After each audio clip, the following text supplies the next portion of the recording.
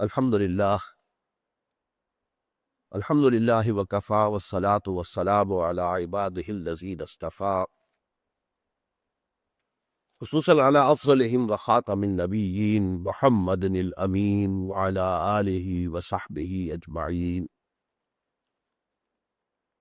اما بعد فقد قال اللہ تبارک وتعالی کما ورد فی بدء سورۃ الانفال اعوذ باللہ من الشیطان الرجیم بسم اللہ الرحمن الرحیم یسألونک عن الانفال قل الانفال للہ والرسول فاتقوا اللہ واصلحوا ذات بینکم واطیعوا اللہ ورسولہ ان کنتم مؤمنین صدق اللہ العظیم رب اشرح لی صدری ویسر لی امری واحلل عقدۃ من لسانی یفقہوا قولی اللہم ربنا الہمنا رشدنا واعذنا من شرور انفسنا اللہم ارنا الحق حقا وارزقنا اتباعہ وارنا الباطل باطلا وارزقنا اجتنابہ اللہم وفقنا لما تحب وترضى اللہم وفقنا ان نجاہد فی سبیلک باموالنا وانفسنا اللہم ارزقنا شہادتا فی سبیلک آمین یا رب العالمین۔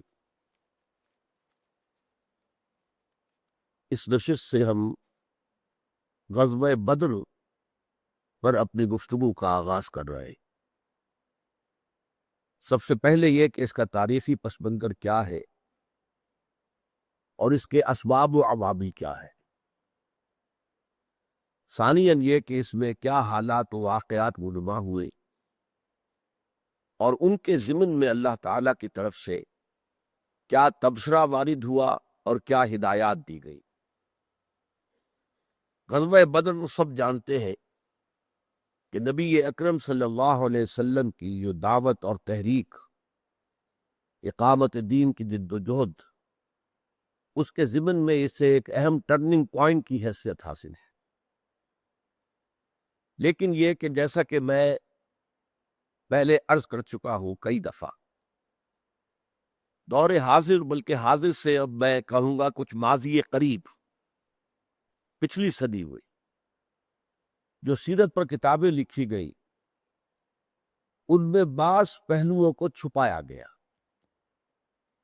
اس لیے کہ وہ موجود الوقت جو ماحول دنیا کا ہے اس کے لیے پیلیٹیبل نہیں، قابل قبول نہیں۔ جب مغرب میں شدید پروپیگنڈا کیا گیا کہ اسلام تو تلوار سے پھیلا ہے، دیکھو کتنی جنگیں کی محمد نے صلی اللہ علیہ وسلم، تو ہمارے جو سیرت نگار تھے اور جو مدافعت کر رہے تھے مغرب کے اس الزام کی، ان کا نہیں قتل نہیں، جنگیں جو تھیں وہ صرف مدافعانہ تھی، حملے ہوئے تھے کفار کی طرف سے، دفاع کیا گیا۔ یہ در حقیقت جو دین کا انقلابی تصور ہے اور سیرت نبوی کا صحیح فہم ہے اس کے بالکل خلاف ہے۔ میں یہ عرض کر چکا ہوں کہ سب سے پہلے کسی معاشرے کے اندر جو ارتعاش پیدا ہوتا ہے، جو کانفلکٹ پیدا ہوتا ہے، جو اختلاف پیدا ہوتا ہے، وہ انقلابی لوگوں کی طرف سے ہوتا ہے۔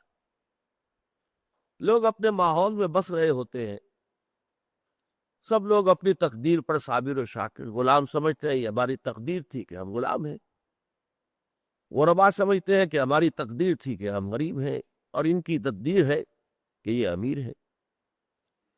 لیکن یہ کہ ایک اعتبار سے وہاں چاہے آپ اسے فالس کہیں، غیر حقیقی کہیں، لیکن امن ہوتا تھا، کوئی کانفلکٹ نہیں، کوئی تصادم نہیں، کوئی غلاموں نے بغاوت نہیں کی تھی مکے کے اندر، کوئی امیروں نے غریبوں کے اوپر دھاوے نہیں بولے تھے۔ اس ماحول میں جب حضور نے کھڑے ہو کر کہا یہ نظام غلط، تمہارے عقائد غلط، تمہارا اخلاق غلط، تو ظاہر بات ہے کہ اس تالاب کے اندر پتھر کس نے پھینکا؟ وہ تو حضور نے پھینکا صلی اللہ علیہ وسلم۔ اب اس کے بعد وہ لہریں تو اٹھنے تھی، وہ ایک فطری رد عمل ہے۔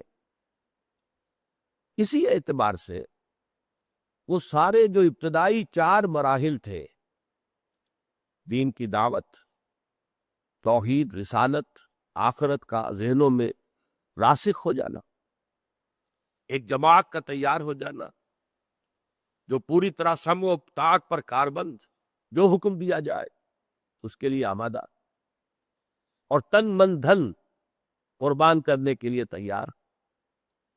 تو اب ظاہر بات ہے کہ اس کے بعد بھی اگر ان انقلابیوں کی طرف سے اقدام نہ ہو کوئی، تو یہ تو ان کی انقلابیت کے پھر خلاف ہو جائے گا۔ طاقت اگر ہو گئی ہو، جو پختہ شوی خدرا بر سلطنت جم زن، جب تیار ہو جاؤ اور تمہارے پاس جو ہے معتد مقدار میں قوت جمع ہو جائے، تو پھر اپنے آپ کو سلطنت جم سے ٹکرا دو۔ یہ تصادم اور یہ ٹکراؤ انقلاب کے لیے ناگزیر ہوتا ہے۔ موجودہ دور میں بھی اگرچہ یہ پہلو اللہ کا شکر ہے کہ بعض تصانیف کے ذریعے سے جو چیزیں چھپا دی گئی تھیں وہ اب واضح ہو گئی۔ صفی الدین مبارک پوری کی کتاب جو ہے الرحیق المختوم، جسے سیرت کے موضوع پر سعودی عرب کی طرف سے انعام ملا، شاہ فیصل ایوارڈ، وہ عربی میں تھی، اس کا اردو ترجمہ ہوا ہے، وہ میں سمجھتا ہوں کہ سیرت نبوی صلی اللہ علیہ وسلم کی صحیح ترین تعبیر اور تصویر ہے واقعاتی اعتبار سے۔ میں جو کچھ عرض کر رہا ہوں وہ واقعاتی سے زیادہ فلسفہ سیرت کا معاملہ ہے، یعنی یہ کہ حضور صلی اللہ علیہ وسلم نے جو ہجرت کی تھی مدینے کی طرف، تو وہ جان بچا کر بھاگنے کے لیے نہیں تھی، نعوذ باللہ نعوذ باللہ۔ ہاں، شدائد اور مصائب سے گھبرا کر جانے والے وہ تھے ہجرت حبشہ، جس کی اجازت دے دی گئی تھی، کہ جس سے برداشت نہیں ہو رہا، جس کا ذکر ہم سورہ عنکبوت کے سلسلے میں ہم اس کا پورا بحث کر چکے ہیں، اس کی کہ جن سے یہ تشدد برداشت نہیں ہو رہا وہ چلے جائے، وہ جا کر حبشہ میں ایک انصاف پسند بادشاہ ہے، وہاں جا کر وہ رہیں تو ان کو ایک عافیت حاصل ہو جائے گی۔ چنانچہ اس کی کوئی اہمیت نہیں تھی، یہی وجہ پورے قرآن میں اس کا ذکر ہی نہیں، صرف تھوڑا سا وہ اجازت کے درجے میں، یا عبادی الذین آمنوا ان ارضی واسعۃ فایای فاعبدون، اے میرے وہ بندو جو ایمان لائے، میری زمین وسیع ہے اور صرف میری بندگی کرو، اگر یہاں تمہارے لیے ممکن نہیں رہا ہے تو کہیں چلے جاؤ، میری زمین وسیع، لیکن اس کا قرآن مجید پہ ذکر نہیں ہے۔ یہ ہجرت جو مدینے کی تھی یہ لازم تھی، یہ فرض تھی ہر صاحب ایمان کے لیے۔ کیوں؟ اس لیے کہ پیش نظر یہ تھا کہ مدینے سے اب ہمیں یہ جو کفر کا گڑھ بن گیا ہے، شرک کا مرکز بن گیا ہے، جو ابراہیم اور اسماعیل نے تعمیر کیا تھا توحید کا مرکز، اور مسخ کر کے اسے شرک کا مرکز بنا دیا گیا ہے، اس کے خلاف ہمیں اقدام کرنا ہے۔ لہذا تمام اویلیبل جتنی بھی نفری ہمارے پاس ہے اہل ایمان کی، وہ سب اس مرکز پر جمع ہو جائے، اس لیے کہ اقدام کرنے کے لیے تو ساری طاقت ایک جگہ پر جمع ہو۔ ہمیں بیس عطا کر دیا اللہ نے مدینے کا، تو اب وہاں پر سب جمع ہو جائے، فرض تھی یہ ہجرت۔ سورہ انفال میں بھی، سورہ نساء میں بھی صاف کہہ دیا گیا اگر وہ ہجرت نہ کرے تو اے مسلمانوں تمہارا ان سے کوئی تعلق نہیں۔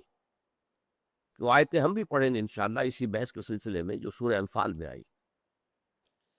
بہرحال اس زمن میں اب بھی، اس دور میں بھی بہت سے لوگ ہیں جن کا تصور دین جو ہے وہ انقلابی نہیں ہے، پیسو ہے۔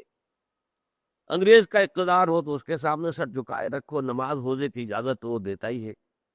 صدر مشرف ہو تو ظاہر بات ہے آپ کو نماز روزے تو نہیں روکتے، زبردستی شراب تو نہیں پلاتے، باقی جو وہ کر رہے ہیں، اور اس کو ذہناً آپ نے ریکنسائل کر دیا، تسلیم کر دیا۔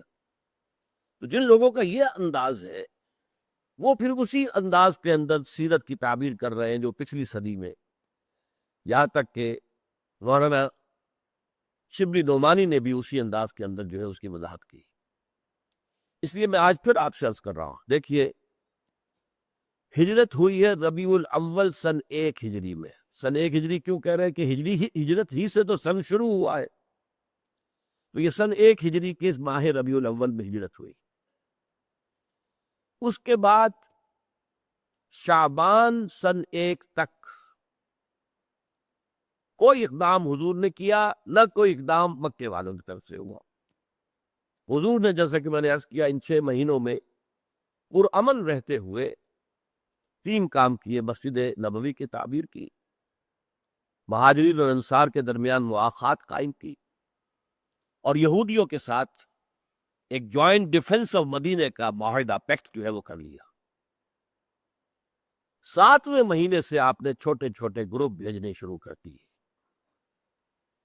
تاکہ قریش کی جو لائف لائن تھی، یعنی کیریوان روٹس جن سے کہ ان کے قافلے گزرتے تھے، مکے سے چلے شام کی طرف جا رہے ہیں، وہ بدر میں سے گزرتے تھے، مکے سے چلے اور یمن جا رہے ہیں، وہ طائف میں سے ہو کر گزرتے تھے۔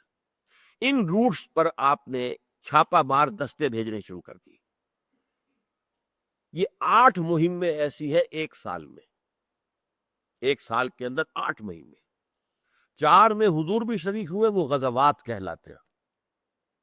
4 میں حضور نے کسی امیر کو نامزد کر کے اور ایک چھوٹی سی نفری بھیج دی، ان کو سریہ کہتے ہیں، جس میں حضور شریک نہ ہو، سرایا اس کی جمع ہے، غزوہ غزوات، سریہ سرایا۔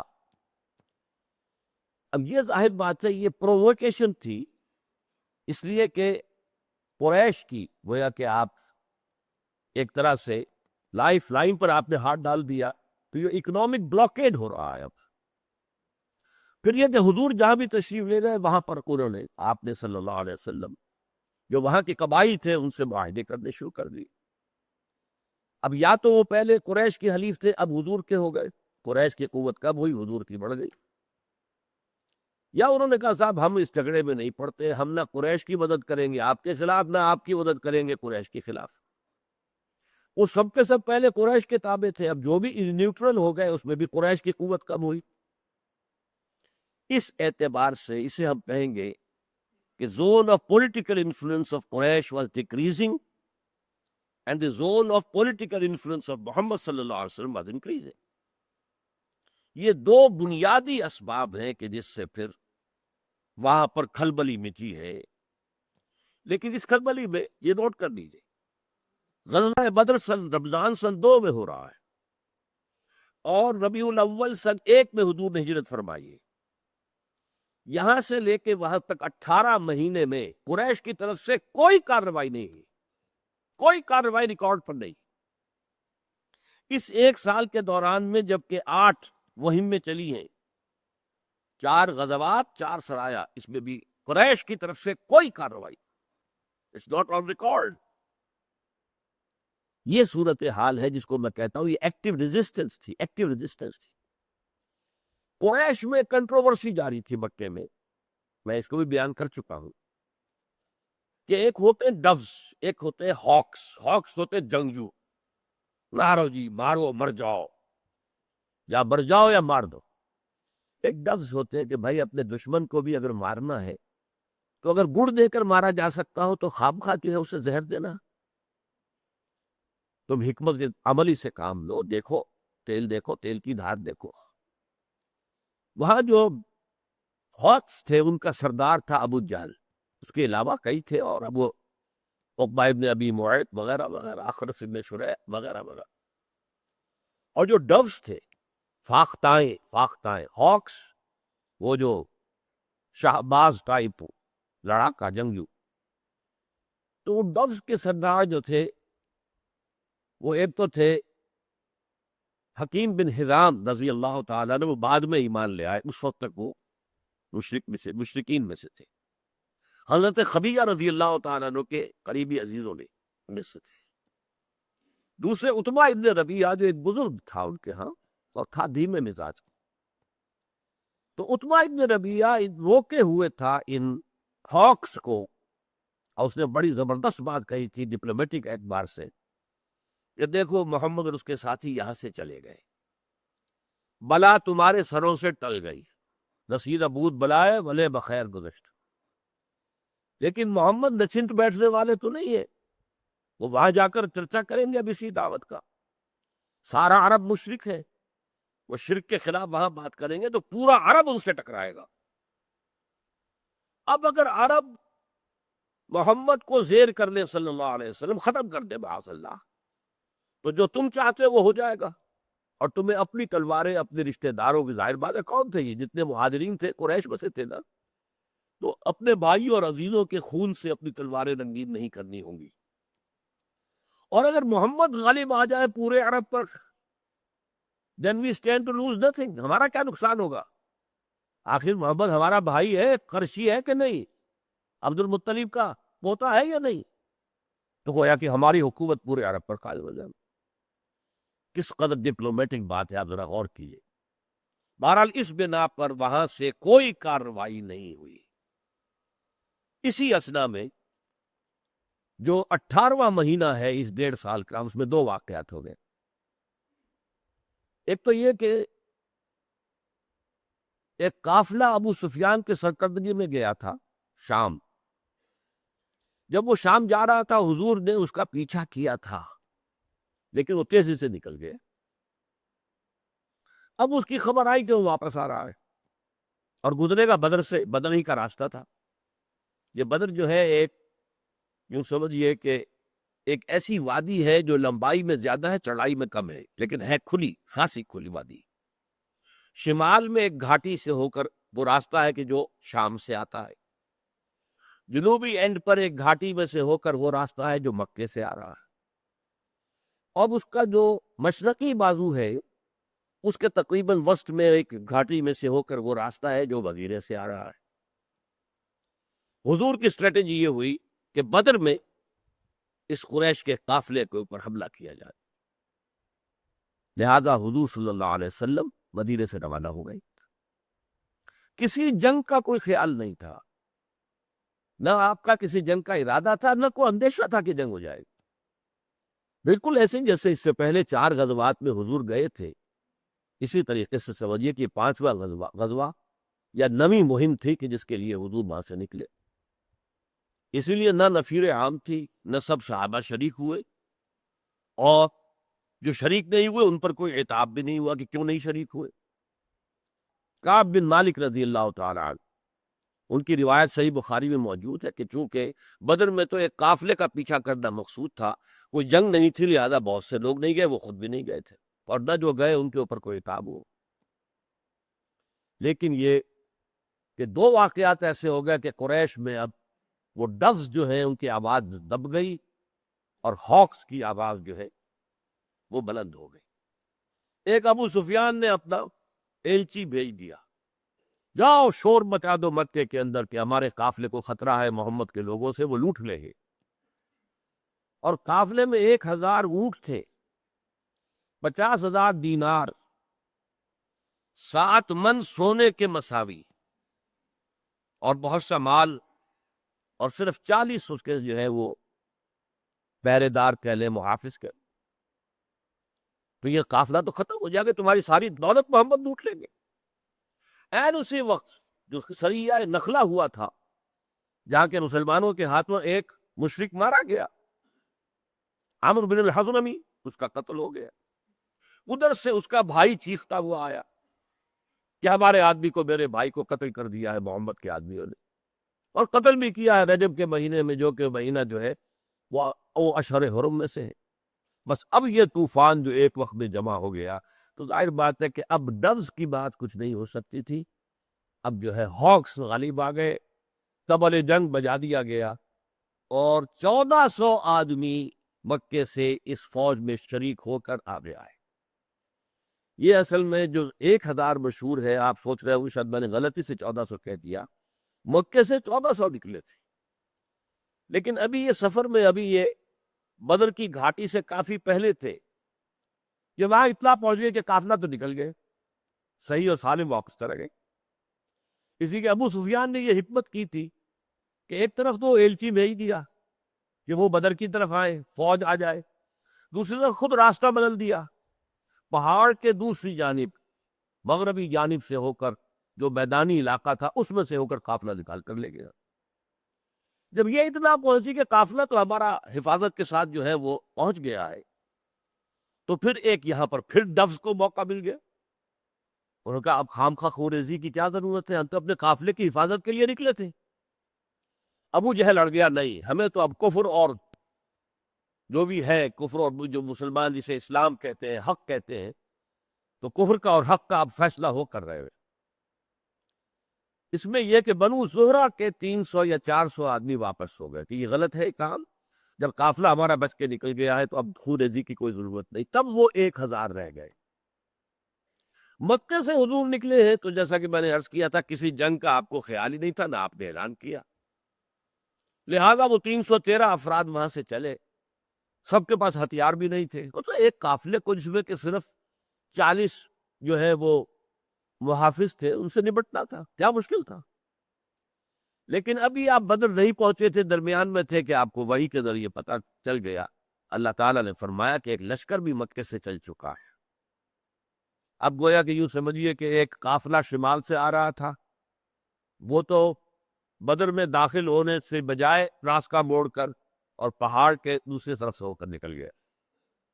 ایک لشکر چلا تھا مکے سے 1400 کا، وہ درمیان میں 300-400 کے جانے کے بعد 1000 کا رہ گیا۔ ادھر مدینے سے شرقی جانب سے حضور تشریف لا رہے تھے 313 افراد کے ساتھ، درمیان میں جب یہ اطلاع ملی تو اب حضور نے وہاں مجلس مشاورت منعقد کی اور بتا دیا کہ دیکھو ہم نکلے تھے قافلے کے لیے، قافلہ آ رہا ہے شمال سے، لیکن جنوب سے ایک لشکر بھی چل پڑا ہے، اور اللہ نے وعدہ کیا کہ ان دونوں میں سے ایک پر تو ہمیں ضرور غلبہ دے گا،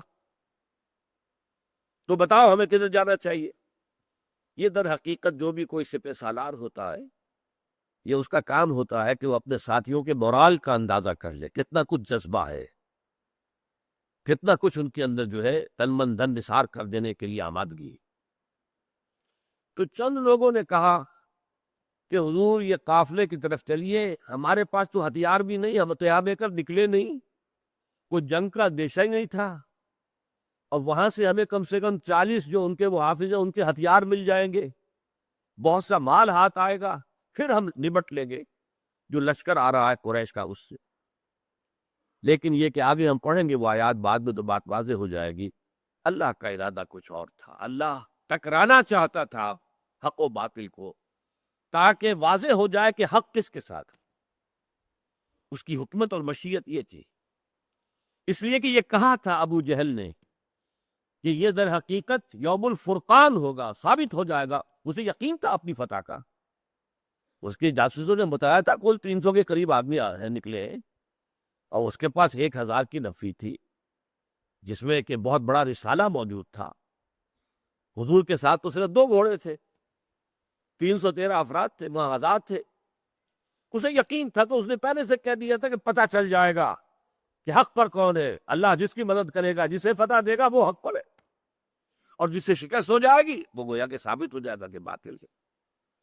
تو اللہ اس کی بات اس کے منہ پر دے کر مارنا چاہتا تھا کہ معلوم ہو جائے کہ حق کدھر ہے اور باطل کدھر، اور پھر یہ مٹبھیڑ ہوئی ہے، اور پھر اس کے اندر جو حالات و واقعات ہوئے وہ بعد میں بیان کروں گا۔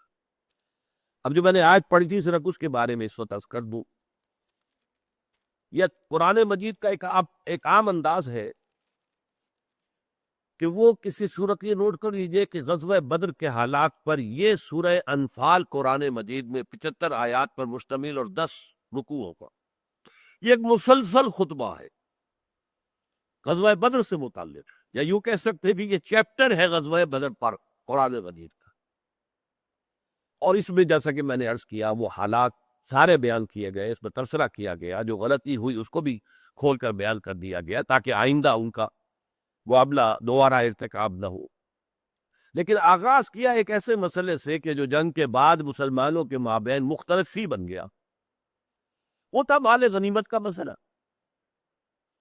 اس سے پہلے کوئی قانون تھا ہی نہیں، قرآن میں نازل نہیں ہوا تھا، اور عرب کا یہ رواج تھا کہ جو شے جس کے ہاتھ لگ جائے وہ اس کی ہے بس۔ اب یہاں ظاہر بات ہے کہ جب قریش کو شکست ہو گئی اور وہ بھاگے، کچھ لوگ ان کا پیچھا کر لے کے گئے تاکہ انہیں قتل کرے یا انہیں اسیر بنا کر لیا، تو مال غنیمت جمع کرنے کا کوئی شکال ان کے لیے تھی نہیں۔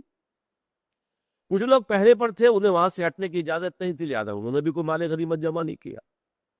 اب جس کے حص پہ جو کی آئی اس نے سمجھا یہ میری ہے، جبکہ مطالبہ کیا انہوں نے بھی، گئے تھے پیچھا کر رہے تھے بھاگنے والوں کا کہ ہمارا بھی کچھ حق ہونا چاہیے۔ جو لوگ کہیں کسی اور جگہ ڈپیوٹیڈ تھے انہوں نے بھی آج کہا کہ ہمارا بھی حق ہونا چاہیے۔ یہ جھگڑا جو شروع ہوا اس پر پہلی آیت اتری ہے، یسألونک عن الانفال، اے نبی یہ لوگ آپ سے پوچھ رہے ہیں انفال کے بارے میں۔ اچھا، انفال کے لفظ کو سمجھ لیجئے، یہاں مال غنیمت کا لفظ نہیں آیا۔ انفال نفل کہتے ہیں اضافی چیز کو۔ جنگ سے اصل مقصود کیا ہوتا؟ اپنی فتح، دشمن کی شکست، یہ تو اصل مقصود ہے نا۔ اگر کوئی مال ہاتھ آ جائے تو یہ نفل ہے، یہ اضافی چیز ہے، یہ بونس ہے۔ تو انفال نفل، جیسے نماز نفل ہے، وہ لازمی نہیں ہے، آپ کریں گے آپ کو ثواب ملے گا۔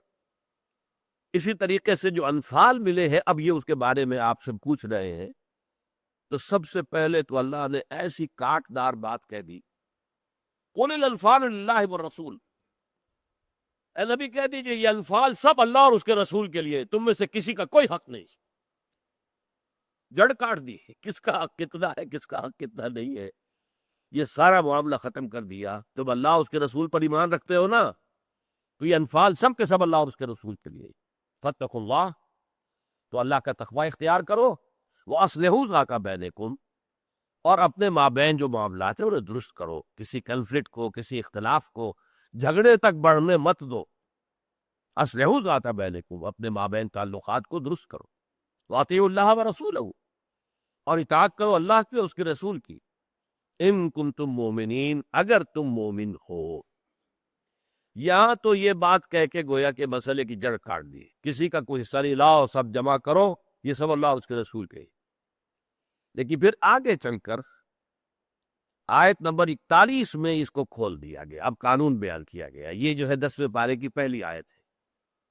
وَاعْلَمُوا أَنَّمَا غَنِمْتُمْ، یہاں لفظ غنیمت آ گیا۔ جان لو کہ جو کچھ تمہیں غنیمت حاصل ہوئی ہے، من شیء فَأَنَّ لِلَّهِ خُمُسَهُ وَلِلرَّسُولِ، تو اس کا 5واں حصہ تو اللہ اور اس کے رسول کے لیے۔ وَلِذِي الْقُرْبَى وَالْيَتَامَى، اور ذی القربہ کس کے؟ رسول کے، تاکہ رسول اپنے قرابت داروں کا بھی کچھ حق ادا کرے۔ پھر یتیم والمساکین وابن السبیل، اور مسکین اور مسافروں کے لیے ہے۔ ان کنتم آمنتم باللہ، اگر تم واقعتاً ایمان رکھتے ہو اللہ پر۔ وما انزلنا علی عبدنا یوم الفرقان، اور جو کچھ ہم نے اپنے بندے پر اتارا ہے فرقان کے دن۔ قرآن نے بھی غزوہ بدر کو یوم الفرقان قرار دیا، جو ابو جہل نے کہا تھا کہ یوم الفرقان ہوگا یہ، تو یہ یوم الفرقان ثابت ہو گیا۔ اور اللہ تعالیٰ کی طرف سے آسمانی مدد جو آئی تھی، فرشتے جو آئے تھے، تو فرمایا کہ جو اپنے بندے پر اللہ نے نازل کی تھی آسمانی مدد، تو یہ در حقیقت واللہ علی کل شیء قدیر، اللہ تعالیٰ ہی ہر شے پر قادر ہے۔ اس میں جو حکم تفصیلی حضور نے دیا وہ یہ ہے، 5واں حصہ نکال کے رکھ دو اللہ اس کے رسول کا، بیت المال کا، اس میں سے رسول کا بھی حق ہے۔ ظاہر بات ہے کہ حضور کو کاروبار تو کرتے نہیں تھے، وہ تو اب مکے میں بھی 13 برس ہو گئے چھوڑ چکے تھے، وہاں تو خیر حضرت خدیجہ کی دام کی دولت موجود تھی، اس سے گزارا چل رہا تھا، مدینے میں تو کچھ بھی نہیں تھا۔ تو یہاں آ کر پہلی مرتبہ حضور کے لیے ایک ذریعہ معاش کی شکل پیدا کی گئی کہ جو مال غنیمت آئے گا اس میں سے 5واں حصہ جو ہے وہ بیت المال کا ہوگا، اور اس میں حق ہے رسول کا اور اس کے قرابت داروں کی۔ باقی بیت المال سے یتیموں، غریبوں، مسکینوں، ان کو بھی دیا جائے گا۔ تو 4 حصے جو رہ گئے اس کے بارے میں حکم دیا حضور نے کہ یہ برابر تقسیم کر دیے جائیں تمام مجاہدین میں، چاہے کسی نے کچھ جمع کیا یا نہیں کیا، اس سے کوئی بحث نہیں۔ اور اس میں یہ ہے کہ جو سواریاں ساتھ لے کر آئے ہیں، اونٹ لے کر آئے ہیں، گھوڑا لے کر آئے ہیں، انہیں 2 حصہ، اور جو پیدل آئے ہیں انہیں 13 حصہ۔ اس کی وجہ کیا ہے؟ جو سواری لے کر آیا تھا اس نے پورے سفر میں اپنی سواری کے لیے جو ہے راشن خود مہیا کیا تھا۔ کوئی سپلائی لائن جیسے آج کل ہوتی ہے فوجوں میں، وہ تو قائم تھی ہی نہیں، اس کا کوئی انتظام نہیں تھا رسد، لہٰذا وہ اپنے گھوڑے کو چارہ، اپنے اونٹ کے لیے کچھ چارہ جو ہے وہ خود اپنی جیب سے خرچ کر رہے تھے، لہٰذا انہیں 2 حصہ، اور جو پیدل تھے، پیادہ تھے، ان کا 13 حصہ۔ یہ قانون آیا ہے، لیکن یہ قانون آیا ہے 41ویں آیت میں، جبکہ پہلے جڑ کاٹ دی گئی، ذہناً تیار کر دیا گیا کہ جب ہمارا کوئی حق ہے ہی نہیں تو اب جو بھی مل جائے غنیمت ہے، جو بھی اللہ کی طرف سے طے ہو گیا ہے، تو اب ان کے دل میں شکر پیدا ہو گیا۔ اس پہلی نشست میں ہم یہیں تک رہ گئے، آگے انشاءاللہ بحث ہوگی دوسری نشست میں۔ بارک اللہ لی ولکم فی القرآن العظیم ونفعنی وإیاکم بالآیات والذکر الحکیم.